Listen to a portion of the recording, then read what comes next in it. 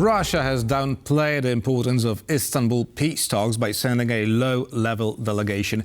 Meanwhile, Moscow shows muscle in the Baltic region, violating Estonia's airspace and indirectly admitting that the Shadow Fleet indeed belongs to Russia.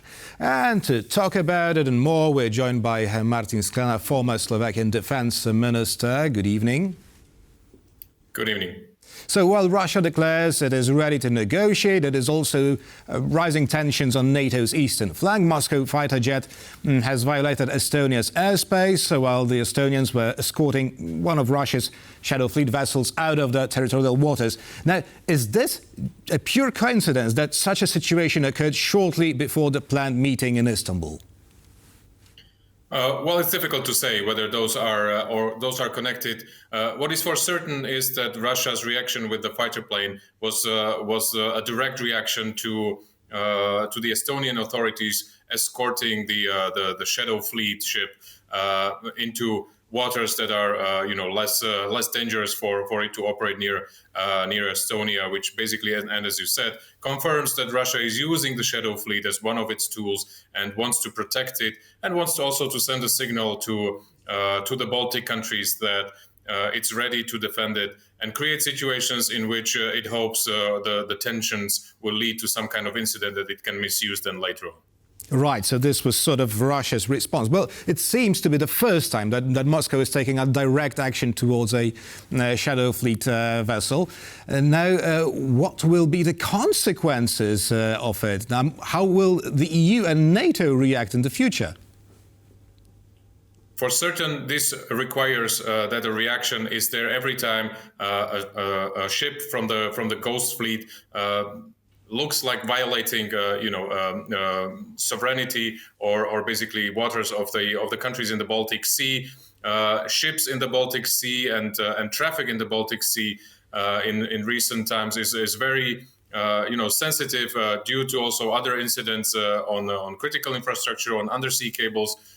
So it is very much a situation in which every country wants to pay a lot of attention to everything that is going on. And Russia knows this and is trying to play on this and play with this card to see how the situation can be and whether it can be escalated to a point where Russia can misuse it.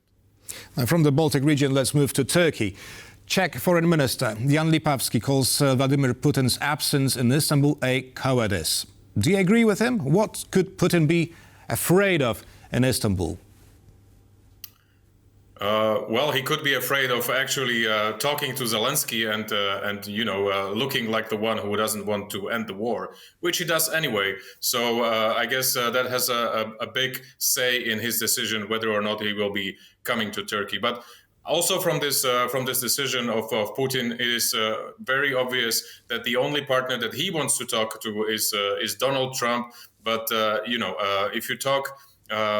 If you want to solve a situation between Ukraine and Russia, those are the countries who should be involved. I mean, Donald Trump can only do as much as facilitating these kind of discussions. But obviously, Putin wants something else rather than Ukraine. Now, before I ask you about Donald Trump personally, I'd like to ask you about his man. So, Estonian foreign minister says the low-level Russian delegation is a slap in the face. But do Americans see it the same way? Well, the Americans certainly are not happy about the situation, since Marco Rubio should be also attending this meeting, which means that not even the U.S. delegation has been met from the Russian side, despite the interest in meeting President Trump. So this is let's call it undiplomatic, but also it's certainly an argument for the Ukrainian side and the U.S. side in making in understanding that the Russian side is certainly not very eager to make this a quick negotiation, to stop the war quickly now and get to a solution, to a discussion about solutions in Ukraine. Right. The deadline for Russia's response to the Western ceasefire proposal, that was not that long ago. We may have already forgotten, was on Monday. Now, will the sanctions come into effect?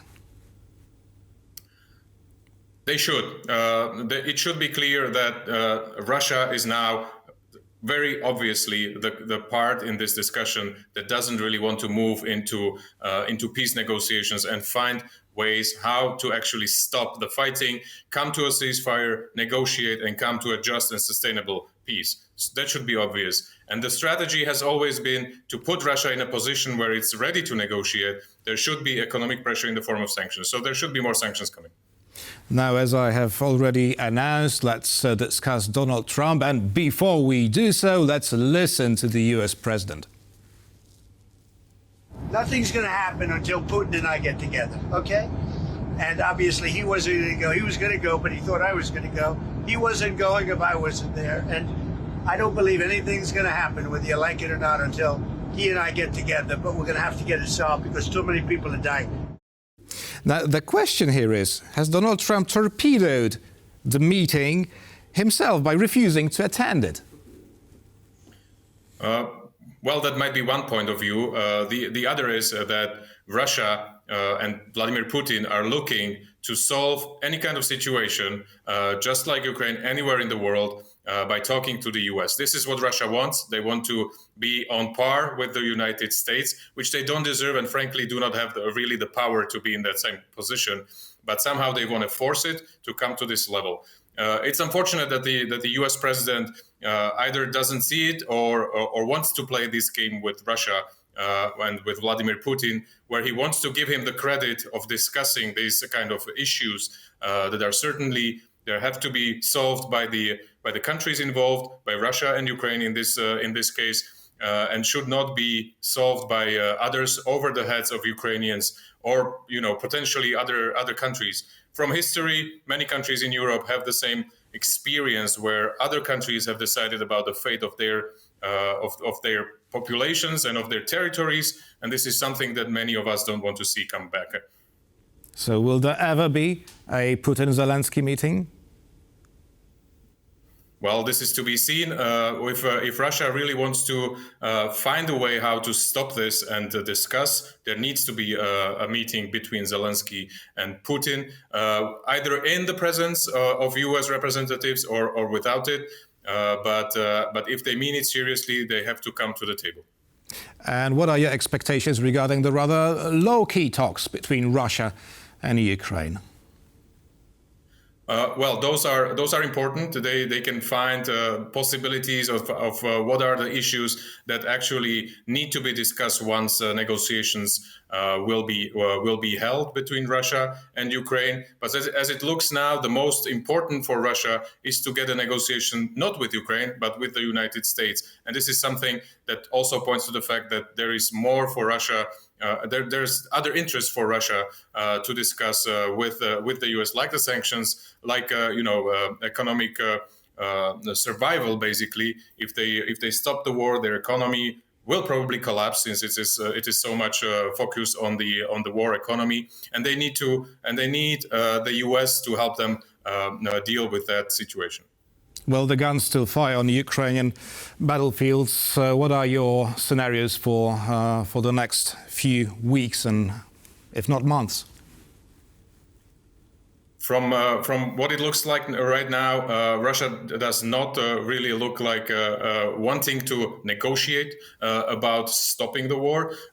So that tells us that they are obviously pursuing their military objectives in Ukraine. And we can see that they are trying to gain as much ground as possible in the time when everybody else is focusing on the negotiations. So I would expect that from Russia's side, the military activity will continue to reach as far as possible into the other parts of, the most of west in Ukraine as they can, to get also in a position for negotiations about other regions than the ones they are currently claiming. Martin Sklenar, former Slovakian defense minister, was our guest this evening. Thank you very much. Thank you for having me. And thank you for watching, and stay with us for more news and features here on TVP World.